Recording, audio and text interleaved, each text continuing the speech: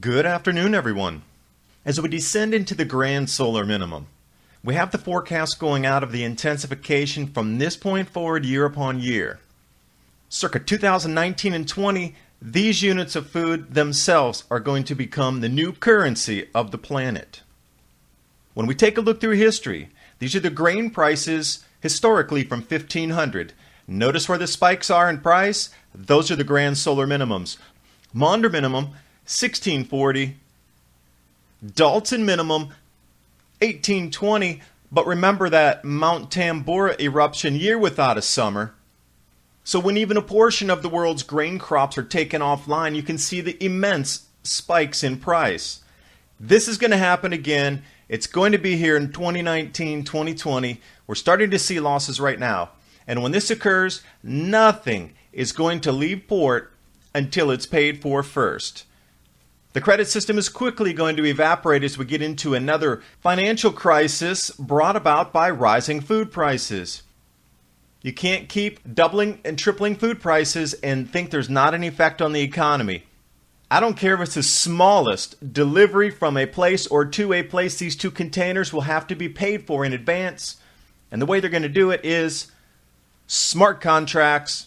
And as the traditional fiat money system collapses as well, cryptocurrency will take its place. Now the problem with this, these smart contracts are just being developed. There needs to be more security behind them.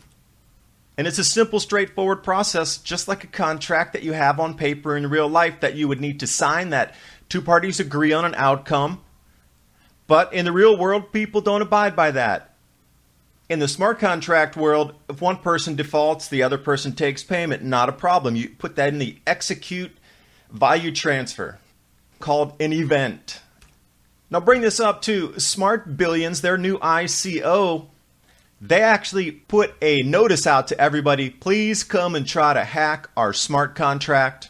We want to see where the holes are. We want to see where the problems lie. So when the real funds come in from the ICO, they don't get stolen out like something with DAO. So in the first day, somebody was able to crack that contract and extract 400 Ether. Congratulations to that person. That was their press release. What they were trying to do is make you hack that. So the smart contract was not 100% bulletproof. Somebody was able to withdraw the funds from the smart contract. And it was something as simple as put hashes was not executed by the admin team, and also with the numbers inside when they were spinning on the lottery, they were trying to match 00001 again on the contract block number. So anyway, they showed that these contracts are vulnerable at the moment, that there are ways to manipulate it. This has got to stop. They need to be 100% concrete, ironclad, solid for this to move forward. And this is the reason that we need to put more security and start looking into ways to prevent these types of breaches in the contracts. Solidity, smart contracts is the future. Everything that's going to move from 2019 forward is going to be based on cryptocurrency and smart contracts. And you see how I'm intertwining these two worlds, because the amplification of the grand solar minimum is the reason that cryptocurrency is being rolled out at the moment. It's not just some random thing that happened. Think about the timing. Think about this society-changing event that we're into right now that's going to amplify. So if you look at the years on the chart here, 2017 to 18, that little tiny increase jump is what has happened with our weather in the last year, specifically the last 6 months in the ramp up. Now, as we progress from 2018 to 2019, can you see the large amount of change coming?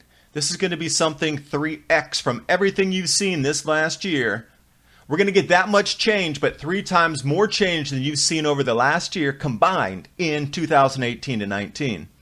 This is going to have drastic effects on our food production. And when we go into 2019 to 20, it's going to amplify even further.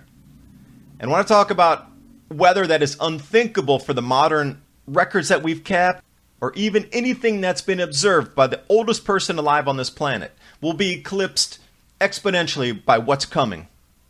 So that's how I'm matching up the introduction of smart contracts for food deliveries and cryptocurrency adoption, implementation, and usage globally. It's also how much our food's going to cost and how much our food's going to be affected by these weather changes from the grand solar minimum. They're so intertwined, you have to take a look at what is causing one and how it's going to push the other. And I don't care if you're talking about rail transport, nothing's going to leave unless it's paid for first, if it's food. And the credit system, what you know today, will not be operating in the same function 4 years from now or 3 years from now.